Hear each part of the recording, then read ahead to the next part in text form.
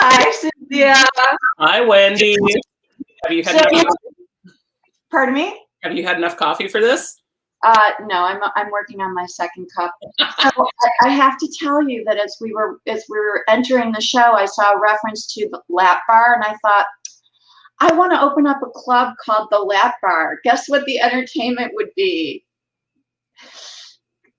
I know. Tell me that's not awesome. It would be super awesome. Everybody, please track in your state where you can get vaccinated so that Wendy and I can open the lap bar and actually have people come to a public area. Exactly. So welcome, everyone. Welcome to Getting Real with Cynthia and Wendy, or Wendy and Cynthia. Wendy I guess and Cynthia. we can alternate. So people are probably like, what the hell are these women doing, and what is this show? So Cynthia, should we describe our crazy show? Sure. It's going to be about anything and everything. It's going to be about the topics that when you bring them up, people go, really? Me too. I've never heard anybody talk about that so openly, because there's a lot of stuff around work and career trajectory that is really important and really has an effect on our lives, but for various reasons, there's shame around it, or the sense of you can't talk about this, or, ooh, that's personal and it should be completely separate from work. We're going to talk about that stuff. And sometimes the conversations are going to get really uncomfortable. And that's actually a pretty cool thing. It's a safe place to be uncomfortable. This is a safe place for you to ask all kinds of questions in the comments. Our amazing producer, Anna, will help us pull questions. Woo! Anna, say hi. Say hi. Hi, Anna. Hi, everybody. I'm so excited to be here. This is going to be so much fun. And we encourage you all to reach out to us across all of the TETV platforms, whether it's Facebook or comments on YouTube or comments on Twitter or on LinkedIn, and submit questions and topics that you want to hear about in future. We're doing this once a month, and we're going to have an awesome slate of guests over the coming episodes. Yes, and this is a microaggression HR-free zone. And doing that on purpose because we are living in a world, correctly so, where we've become a lot more conscious and a lot more sensitive about making sure that we create an atmosphere that doesn't offend people, doesn't hurt people, doesn't traumatize people, and that's really great. However, I think what we've thought is that it also quells really good dialogue sometimes on subjects that, as you said, Cynthia, people really need sometimes to talk about or try to understand, but may not be willing to ask a question for fear of offending someone. So I would encourage people to try to offend us. That's a good challenge. I dare I say, Cynthia, I don't know that that's possible. I'm married to a New Yorker, so I've got 25 years of relationship practice on not being offended. So good luck. Yeah, I'm usually the offender. So really, honestly, we encourage you guys to ask us questions that you really wouldn't feel comfortable otherwise asking. Let us know what subjects you want to hear about in the future. We really want to try to demystify a lot of things, especially issues surrounding gender identity, being a woman in the workplace, being a person of color in the workplace, although we can't speak to it, but certainly we'll have guests that can. So anyhow, that's the scoop. That's our show. Please tune in regularly. So Cynthia, how was your week? Before we introduce our guest, I kind of wanted to see how your week was going. Well, I'm delighted by the news that Disney is reworking the Jungle Cruise. I was caught off guard by the fact that the LA Times article, which has now been picked up by multiple news outlets around the globe, heavily cited the Think Well Group blog post that I wrote, in which I described the Jungle Cruise vignettes in part as being, and I quote, horrifyingly racist. So it's been a really zesty couple of days. My colleagues are not forwarding the hate email to me out of respect for my mental health, which is great. But I am, okay, so are you going to be then just like serially making them change every flipping classic attraction at the parks? Like, please tell me you're not going to touch It's a Small World. I'm sure there's so many offensive things in It's a Small World. No, don't do it. Don't do it. I love me some Mary Blair. There, we'll talk. We'll talk later. Can we just forgive people from decades ago doing things in their best intention that are just in context now really not cool? Like, I don't know. I don't want to choose to. Here's where I come down on it. And you raise a really great point. There are things which culturally the majority took as being okay in prior years, in the past. There were plenty of people at the time who were like, this is sexist, or this is racist, or this is anti-Semitic, this isn't okay.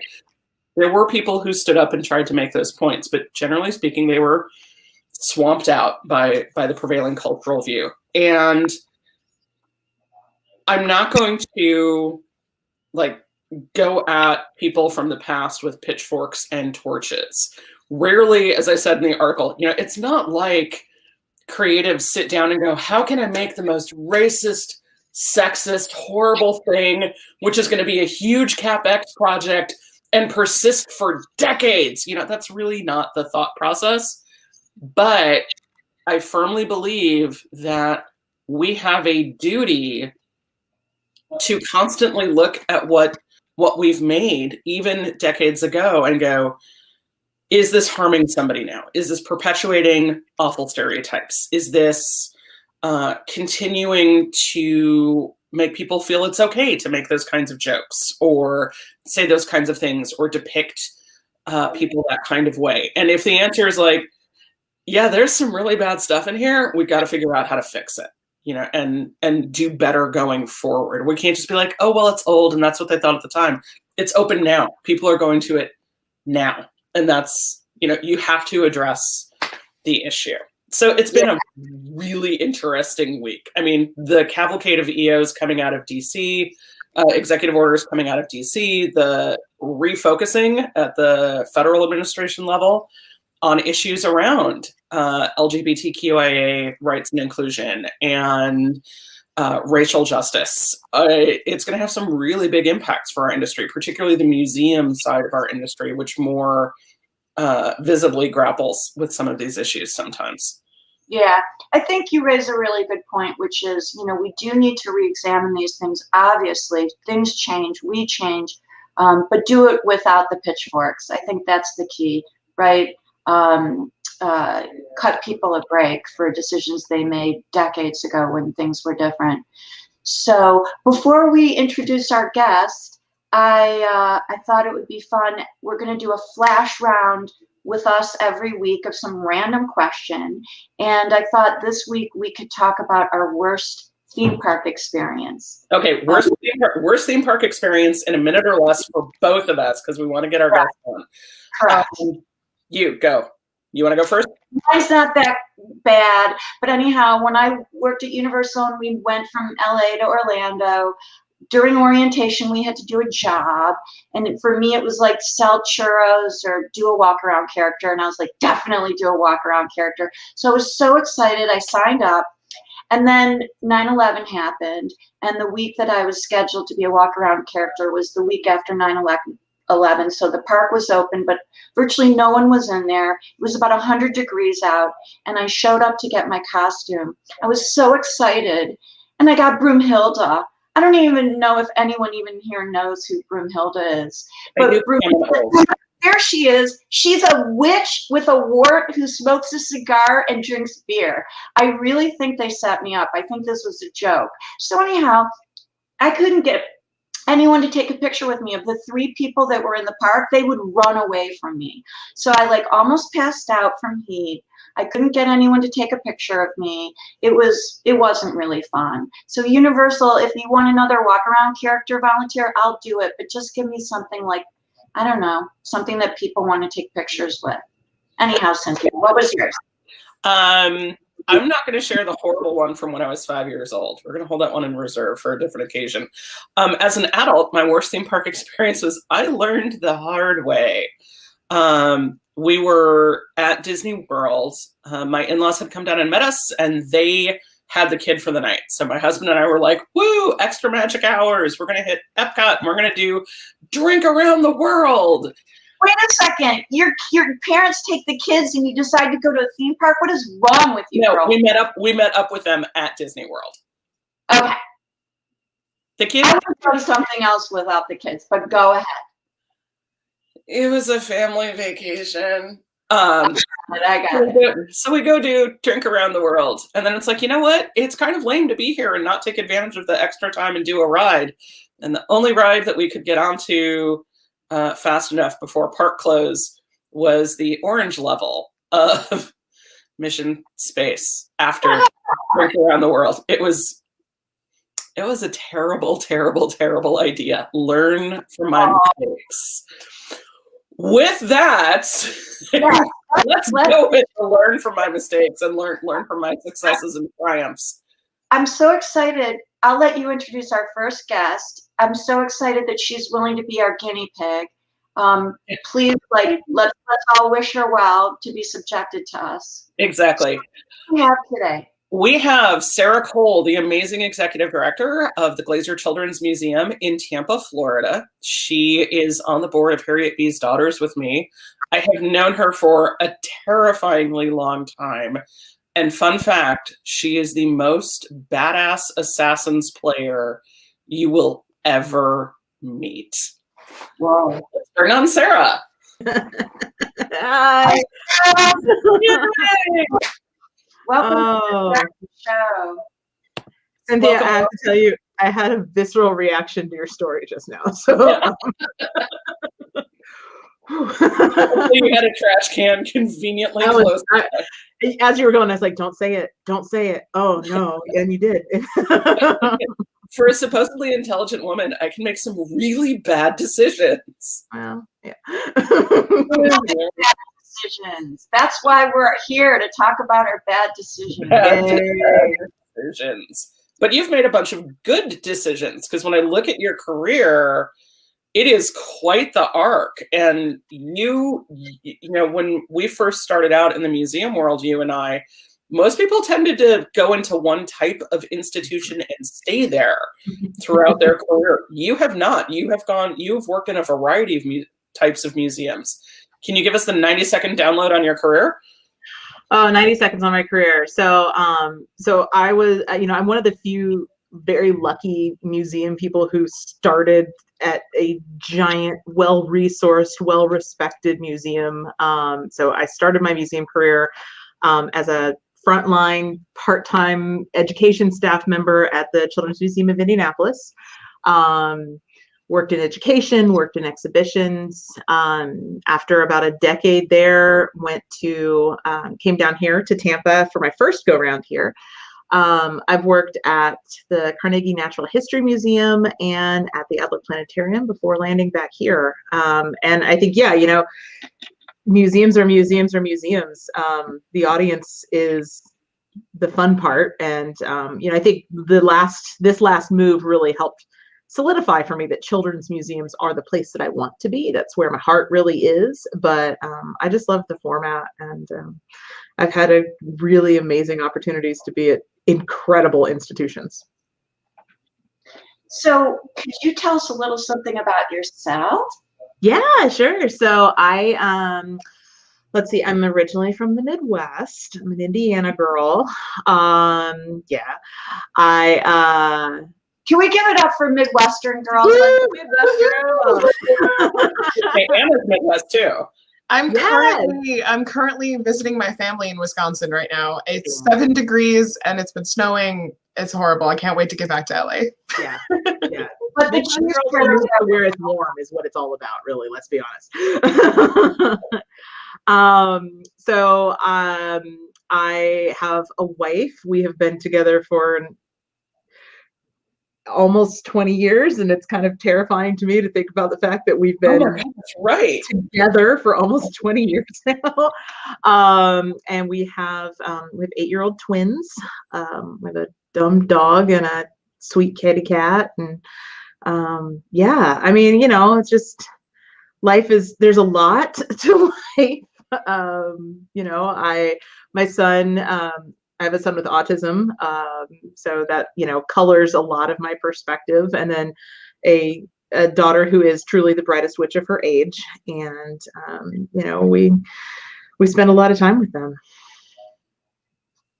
So just to kind of go there, of all the jobs you've had and whatnot, do you feel like being a woman in a relationship with a woman, out with a woman, has affected you throughout your career? It's really interesting, I think, to think about how it's evolved. Annie and I have been together almost, we got together about, I'd say, 8 months into my museum career, right? So, I mean, my museum career and my life with her have been coexistent. And in the beginning, it was very, talk about that, oh, are you gonna bring someone to the event? Oh, well, I mean, are you gonna bring your wife? Is that who you're gonna, it was very, You were out though. You were out. Oh yeah, I've always been out. I came out with her effectively. She is the one woman that I've dated long enough to actually go, I should probably come out. And so, I think that there was always not really sure how to handle us, not really sure, is she your plus one? Is she your friend? Is she your roommate? But I think the evolution has really been amazing because, fast forward 20 years, I think nationally we're in a different stage. I think the fact that I've been fairly unapologetically out the entire time helps. When I first started here, there was two gentlemen on our leadership team who were gay, who were living with their partners. And when they saw my wedding picture on my desk, they were just aghast. They were like, how can you have that out? Aren't you worried? And I'm like, no, I'm not. And, part of that is just youth. I stand on the shoulders of those who came before me. And, these gentlemen were older. They'd come up through the 80s, and it was not something that you were able to do at that point in time. And so, I know that I benefit from the battles that they fought. And so it's, my goal in a lot of this is, I know that there are, especially as a children's museum person, there's a lot of families out there who don't ever see themselves represented. And I want to make sure that they see their family represented and that they see themselves represented. I think, everyone should see who they are in the world. One of the best notes I've ever gotten from a client was actually from somebody on your team back at Adler when we worked together. And they took Erin, our art director, and myself aside and said, I've never seen a family that looks like mine represented in concept art before. Thank you. And I took that back, like Erin and I took that back to the office and we're like, this is why it's important, y'all. Yep. Everybody needs to be able to see themselves in a space. Absolutely. And I think when you so often don't, I get giddy every time. I think it's Uber Eats right now has a commercial that, there's so many little commercials, and it's, when the commercials first started showing, LGBTQ representation, it was a big deal, right? It was a Pride Month commercial, or it was a special thing that was going to get boycotted by a bunch of people. It's all rainbows. Right. And now it's just like, the moment you have that, like, wait, are those two moms? Fantastic. And it's, and that I have a list in my head of who's made those commercials, and I buy brand name Teddy Grahams because of that, and I'm buying Dole fruit snacks because I know who is representing my community and representing my family in a positive way. Yeah, Target kids dress. Sarah, I have a question for you. Yeah. As a straight woman, if let's say I'm in a meeting, whether it's a creative meeting, whether it's a managerial meeting or whatever, and I want to be sensitive to how a decision or a creative decision or whatnot might be perceived by someone who's gay, I might reach out to someone who's gay in that environment and say, hey, Sarah, what do you think? But that's also making you kind of like the token gay person in the room. Yes. On behalf of my people. On behalf of your people. You are the Lorax, you speak for the queers. I'm curious, like, I mean, I've had moments in my life where I was the only Jew in environments, and I'm like, what, the nose job wasn't enough to get you to stop talking about Jewish things with me? Now you got to bring up I'm Jewish? But I appreciate that, right? And so can you talk about how people can navigate that? What you feel? Now, of course, you can't speak for all gay people, just like I can't speak for all Jewish girls that have had nose jobs. But in general, just from your own perspective, how would you advise people to handle that? So, I think I've had multiple situations throughout time. I'm an educator by heart, and so I always want to help people if they're coming from a place of education. And I think, to your point, it can be really exhausting sometimes. I will say if the question comes from hey, we want to do better, we're always going to, I would say 90% of the people that you talk to are going to say, yeah, no, if the goal is to do better, we're going to engage. I'm going to have that conversation with someone. I'm going to, and usually what I'll say is like, look, I can't speak on behalf of everyone. I am a femme, I pass for straight a lot. I don't have a strong read. It's getting stronger as I get older.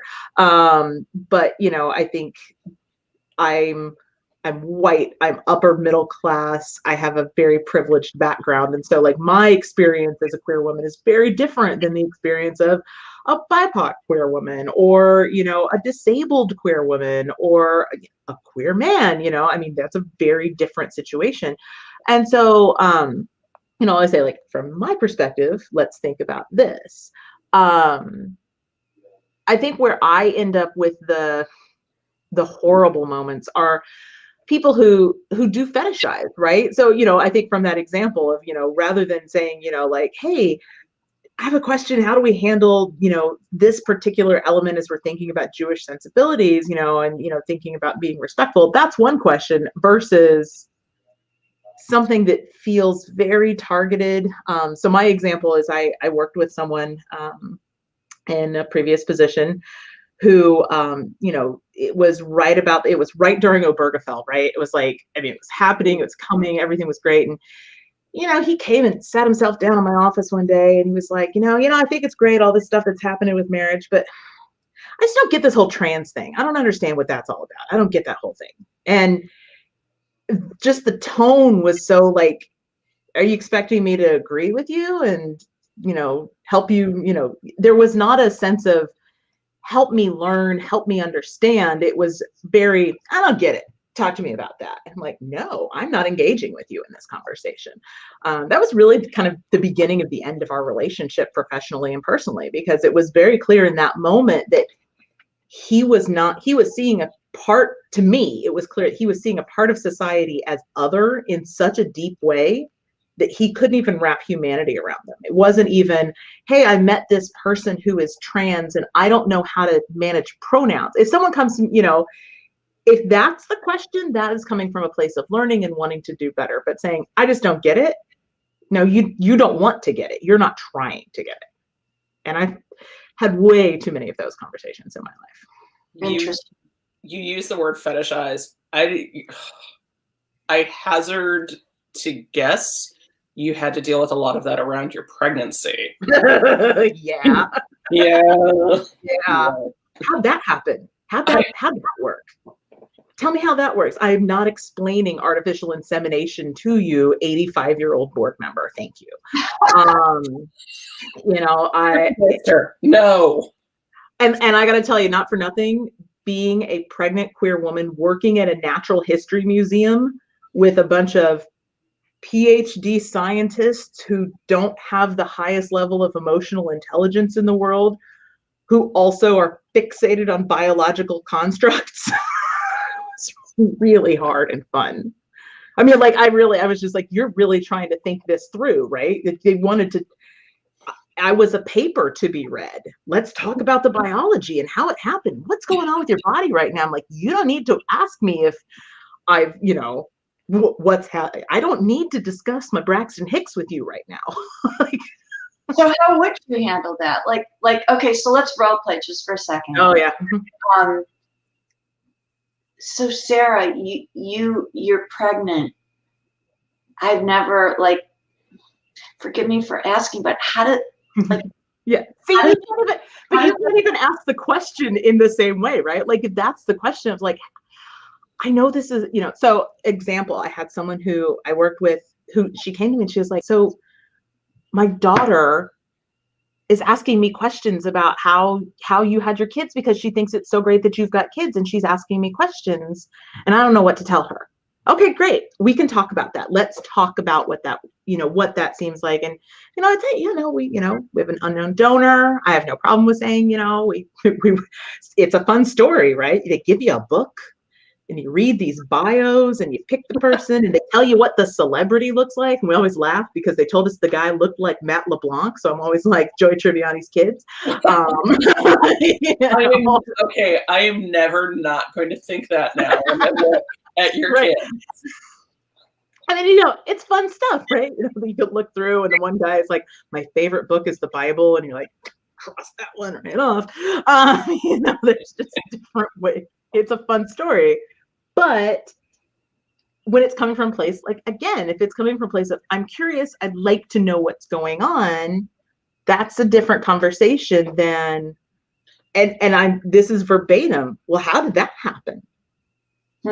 That's not how you ask a question to. So who's the mom? Thank you. Yes. Who's the mom? Or even worse, after the children, during the pregnancy is one thing. After the children are born and you're pushing the stroller around, both moms, which one of you is the real mom? That one is horrible. Yikes, oh my God, yikes, 100%. It's horrible, right? Because not only is that, that makes me have to downplay my role as a gestational parent because I loved being pregnant. I loved carrying those babies and feeling one on one side, one on the other side, and being, you know, there was something magical about the fact that my body grew two humans at the same time.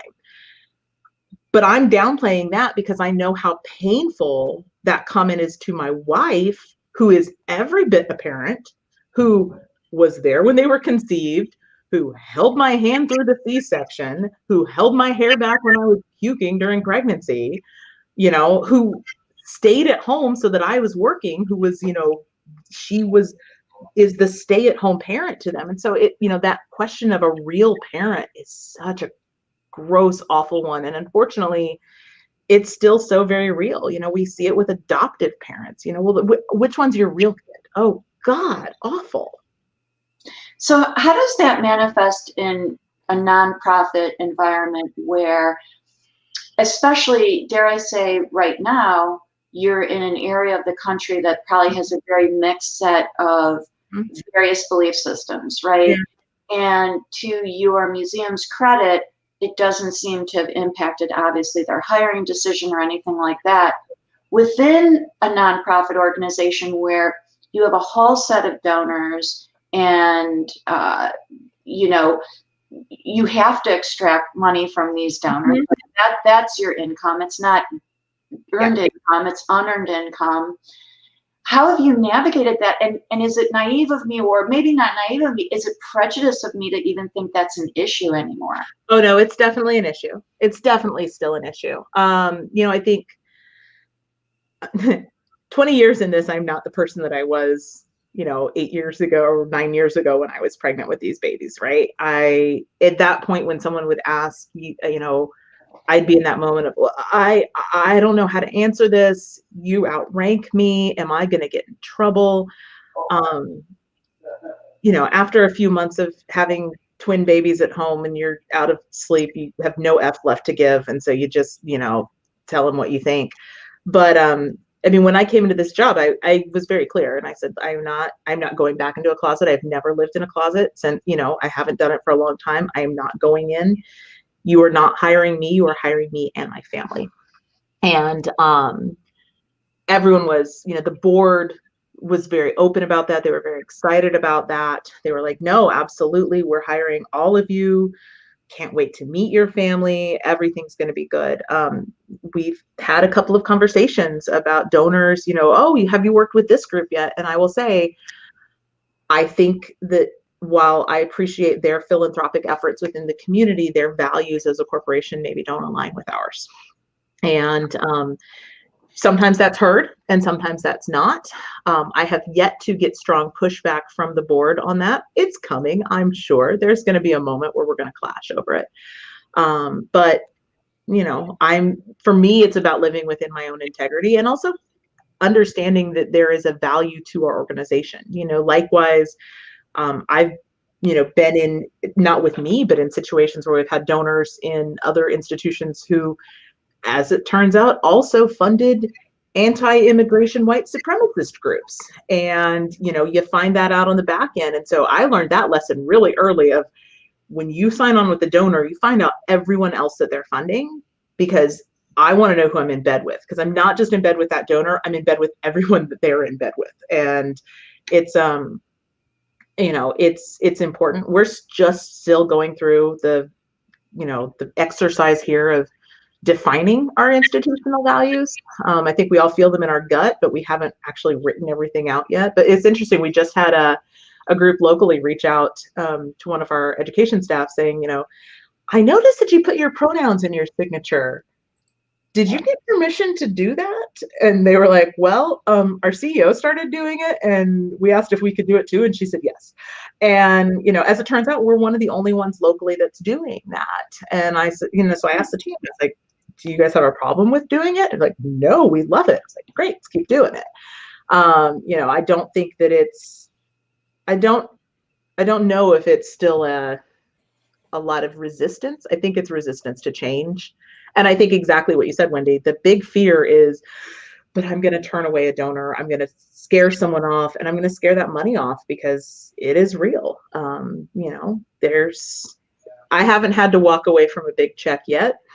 I'm trying to role play it out in my mind so that when it happens, I'm ready, because it might happen.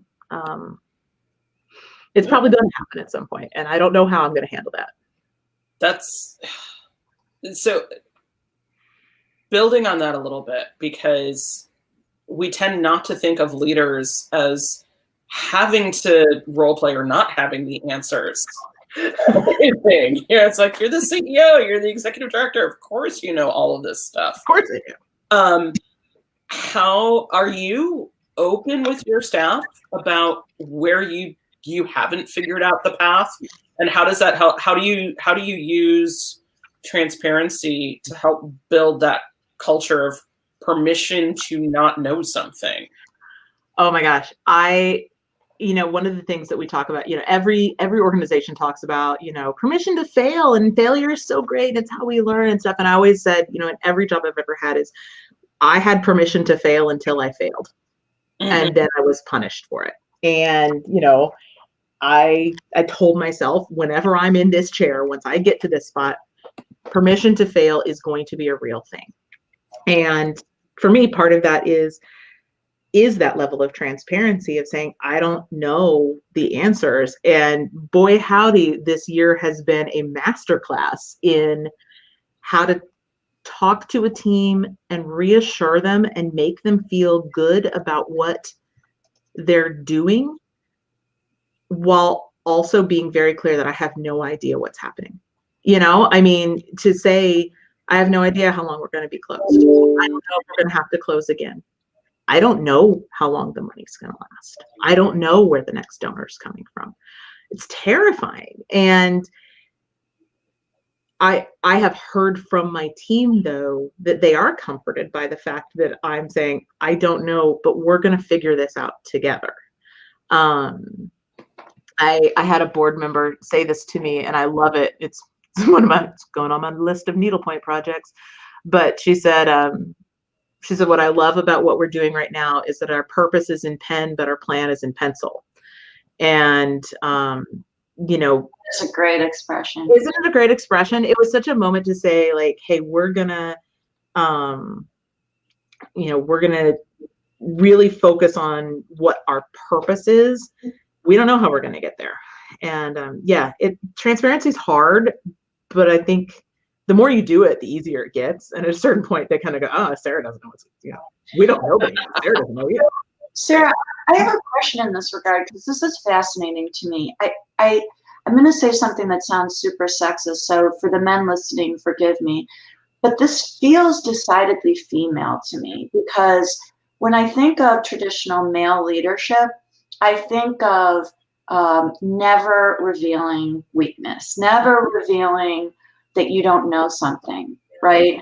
And kind of, dare I say, I've seen my counterparts, male counterparts, just kind of bullshit their way through things when I know they don't know what they're talking about, but they just bullshit their way through it. And it's weird, because I feel like as a woman executive, that's the way leadership was trained, right? Is you don't reveal weakness, you don't reveal vulnerability, you don't reveal that you don't know.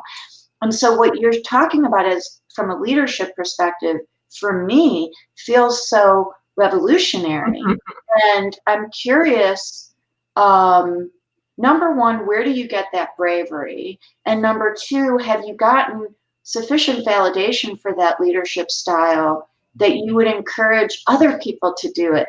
And do you think there's a change in the way we view leaders in general? I do. I honestly do. So, you know, from where I get it, you know, I think that thing of what you said of, you know, I always think of that, you know, the old commercial, never let them see you sweat. And, you know, that was absolutely trained into me. And Cynthia knows this of me from long ago. I am a crier. I cry when I'm upset. I cry when I'm embarrassed, which I'm very easily embarrassed. I'm a type 3 Enneagram, and I don't like to feel set off, you know, off kilter. And I cry when I'm passionate about something, where I feel really strongly and people aren't hearing me. So there have been periods in my time as a growing leader where I'm just a basket case in a meeting. And I had moments where people have said, you know, you've got to get that under control. You can't be crying like that. That shows weakness. That shows that you aren't who you are. I had a leadership coach when I was in Chicago, who was going to help me through the crying part. And where we came out of it was, she was just like, if you're crying because you're uncertain of yourself, we need to grow that. If you're crying because you're passionate, that's just your emotion overflowing your eyeballs.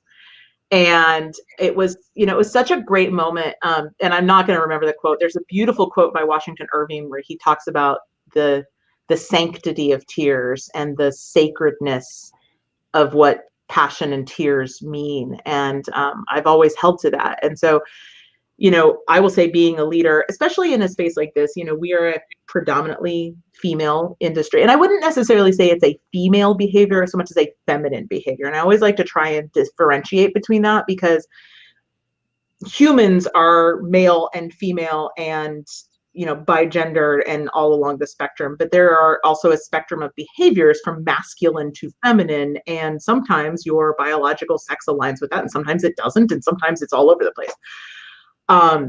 There is a not very well-known thing that I love talking to people about called the feminine economy, and it's this proposal for a feminine economy, which really looks at capitalism writ large and aligns it to traditionally masculine ways of thinking, and then says, okay, what if we completely reimagine from a place of transparency, from a place of not scarcity but abundance, and what does that look like? And what I have found 100% true is that not only is behaving like this as a leader better for my team, it's better for me and my own mental health and my own ability to continue to lead. It's also better for my business. And so, the great example of that within this idea of feminine economy is not looking at our peers as our competition, but looking at them as our partners. And so if I look at all of the other museums and other institutions around me in a geographic area, it'd be very easy for me to say, well, there's only so many people and I need to get all of that market and they can't have any of that market.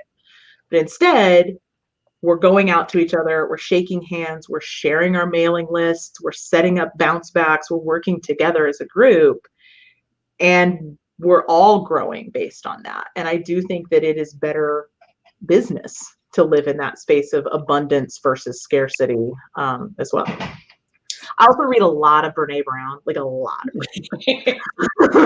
At this point, I feel like pretty much any C-suite person who aligns feminine economy in the cultural attractions game reads a lot of Brene Brown.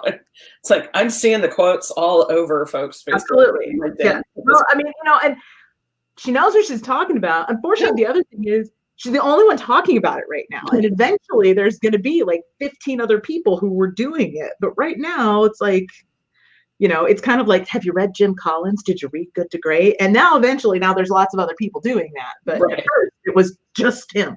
I want to bring you have a question Anna in. Cynthia, I think we have a question from Anna. Anna, did you have a question? Yeah. So as an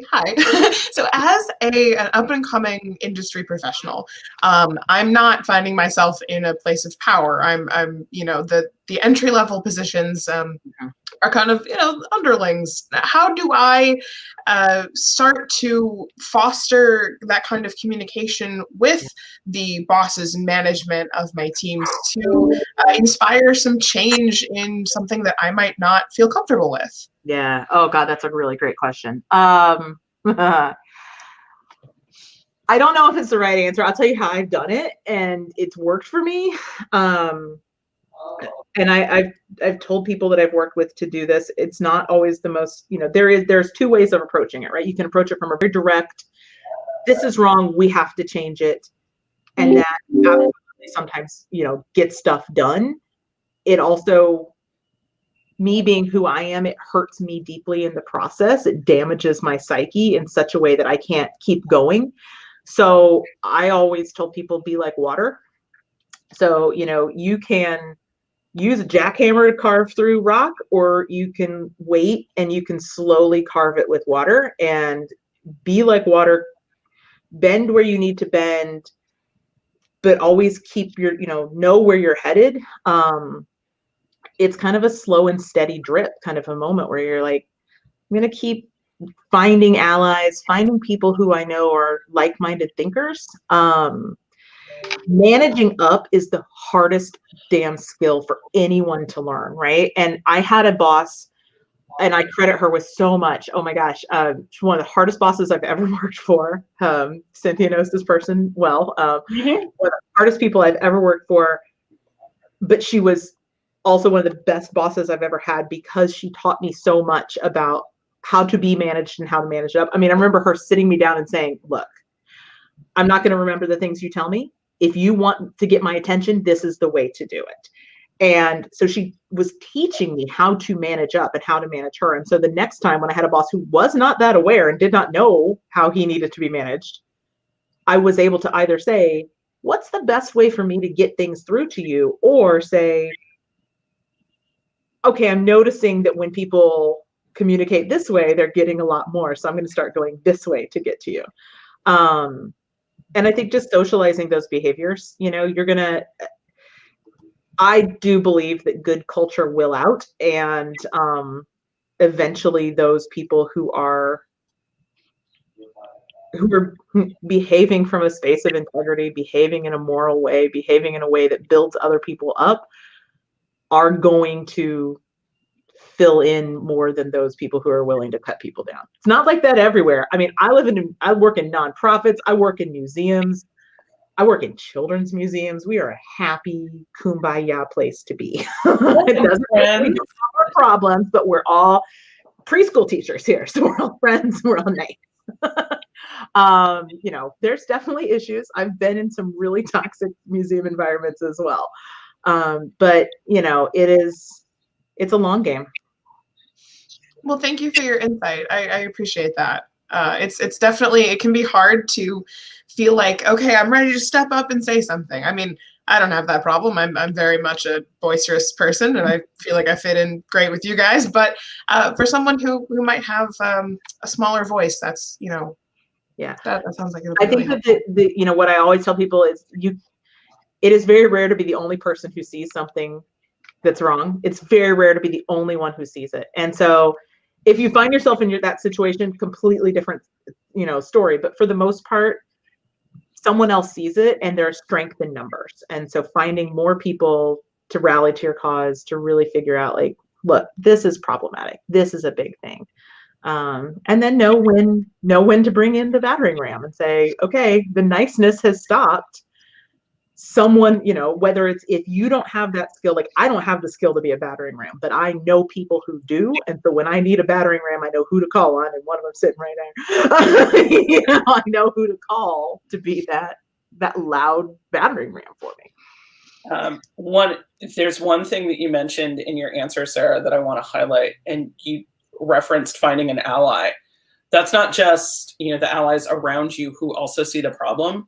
But if you are in a structure or an organization and maybe directly up the chain from you, you're not perceiving folks in that chain as being receptive to the problem or even seeing the problem. But if there's somebody else in the org who by word or by deed, you're like, I think they're going to get it.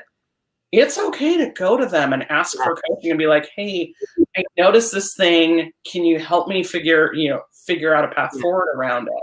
Absolutely. I mean, I think corporate America we're so used to hierarchies, right? Well, it's like, well, this is my division. And so my boss and my boss's boss, my boss's boss's boss. But you forget that there's like all these lateral divisions that also have people in leadership. And so, if you're working in operations and you're not getting where you need to go, but that there's someone in marketing who thinks the way that you do, you've seen them on social or whatever, go to them. That's not jumping rank. That's talking to someone as a human being and saying, I've noticed that I think that you get this, and I'd really like to talk to you about it. It's actually, and I will say again, for most people, most places I've worked and most people I've worked with, leadership loves that, because that's one of the few times that you can actually have a good conversation with someone where the power dynamic isn't in play, right? If someone's coming to me who works for me, we can have a great conversation, but underlying that, there's still and I sign your time card. But if someone who's not in my division wants to come and talk to me about something, that's great. We can have an actual collegial conversation, because you don't report to me and I don't have any say there. So I have a question for, thinking about the way to navigate these dynamics from a younger professional's perspective. What are some of the experiences you've had of the don'ts? And I don't like the word don't. I'm a person who doesn't believe in don't, whatever, the universal don't. But do you have any instances that you could share where folks approached things in ways that were not productive, that you would suggest maybe try to avoid that approach? Yeah. I think I would say don't fake it till you make it. I think we've all been in that spot where, because the opposite of faking it till you make it is faking it till you get caught. And it's really bad when you do get caught. You know, I've seen too many managers who, you know, they're really good at, and I've been in that situation where it's like, no, I totally know what I'm doing. Everything's great. And then if you don't fail early, when you finally fail, it is spectacular. And so having that, you know, like, oh, I didn't pay attention. I didn't actually know the HR rules that I thought that I knew for terminating this employee. And as it turns out, they've deleted our server because I let them into their email, you know, or something like that. I don't know, just for example. I don't know where you came up with that. I don't know where I came up with that. You know, I think that, you know, and it's hard, right? Because what you're doing then is admitting, I don't know this. It means you have to ask a question. We are not trained ever from elementary school on to ask questions saying, I don't know. We're supposed to ask probing questions to learn more, but we're supposed to know the basics. Right. And so, yeah, don't fake it. It sounds like, Sarah, what you're saying in general, it's woven throughout your discussion with us is a humble authenticity with heart is really a great way to navigate yourself, right? Is authentic, be strong, and be heartfelt, and it'll probably lead you in the right direction. So we have a little thing we do at the end of every show. First of all, I'd love to welcome you back in the future. Yay! Have you come back maybe in a couple months because there's so much more to dig into. So I'd love to come back. Okay, great. Really, I love to talk. So do a lightning round. Okay. So let Cynthia go for our lightning round. All right. We're going to pose the same 3 questions to every guest. Oh gosh, so I'm setting the bar real low. You're setting the bar real high. Dream big. Question number 1, what is the best piece of advice you've ever gotten for the workplace?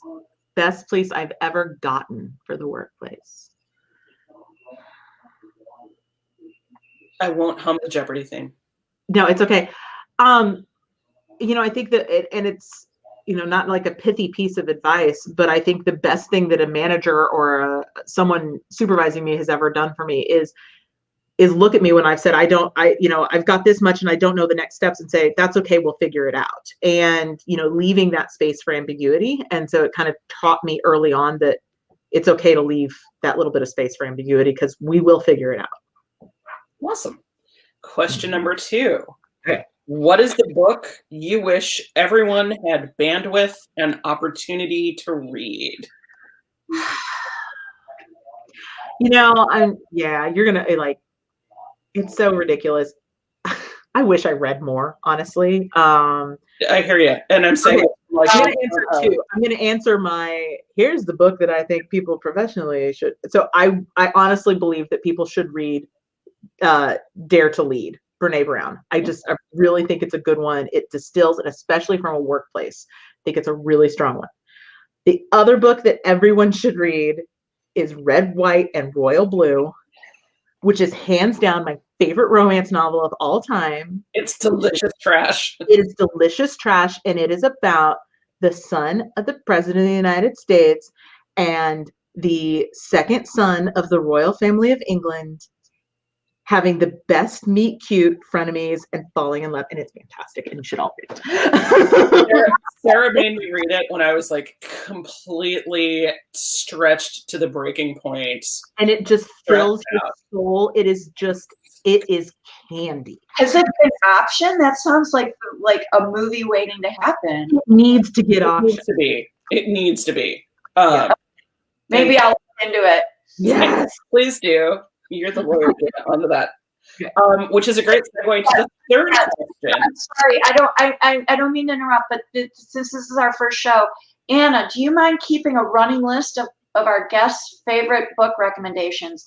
And we'll start a Getting Real book recommendation. Getting Real bookshelf. So this is actually a great segue. The question about has it been option is a great segue to our third question. In the movie of your life, who do you want to play you and why? I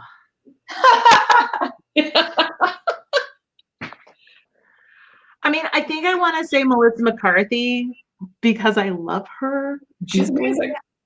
She's amazing, and I often, I mean, I identify deeply with Suki St. James in a lot of ways, but I also feel like my life in general is a constant series of comedy and like deep sadness woven together, and I think that she does those really well. You know, a lot of people will say to me, like, you're so positive all the time, and it is 100% a coping mechanism. You know, you have to be positive, because if I don't, I'm gonna be rocking in the corner. Please let us observe what's going on around us right now. I know, right? But I also, I mean, I really do believe, like, I have limited energy in this world, and I do believe that I can, if I need to sink into it, I will allow myself to do so. But with my limited energy, I would just as soon look at the sunshine and try to, you know, look at the counting and say, is it most of the beads are in the positive column? Let's go that way. So when we do the film version of Getting Real, we'll reach out to Melissa McCarthy and we'll please do. Perfect. Also, because like I want people to think I'm funny, and I think that would be great. Like if you know, she's funny, so maybe she'll make me funnier than I am in real life.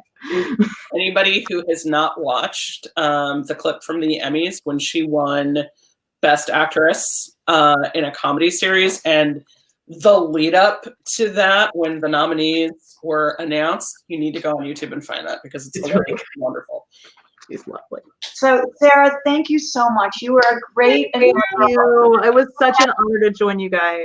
We'll never forget our inaugural guest, and we're definitely going to have you back, because we only scratched the surface. Y'all, we have like 2 pages of notes of questions. Sarah, you have no idea. Look out for your mug. And yes, and I would encourage everyone watching the show, please send us your guest recommendations. We're here for you guys. We want to help you navigate these various issues. So write in who you want to see, the questions you want to ask, things like that. Topic you want to see discussed, you want to hear and participate in the discussion. Criticism of the hosts. We won't take it too personally. We like criticism. And is there anything left for us to address before we sign out? I didn't see any burning questions pop up in the chat that we could address in 60 seconds or less. So thank you for joining us on our first episode. If you're watching this after the fact on YouTube, please follow PETV on Twitter, comment on the Twitter thread or on YouTube. Again, as Wendy said, with any guests, topics, questions that you want to see addressed. We are so excited to be having this forum for these conversations. And again, a giant thank you to Sarah for being willing to be the guinea pig on your lunch break. On my lunch break. It's fun. And Cynthia, thank you for being a great co-host. I really appreciate it. You're awesome. Enjoy Kansas while I enjoy beautiful LA. And Anna, thank you so much for being the backbone of our show. Anna. Yay, Anna. So anyhow, thanks everyone for tuning in. Please tune in next month. We'll announce who our guest is, and everyone stay safe. Wear your masks. And masks. Yes, please wear your masks. And let's look forward to a great 2021 together. Have a great rest of your week, everyone. All right, thanks, everyone. Bye. Bye.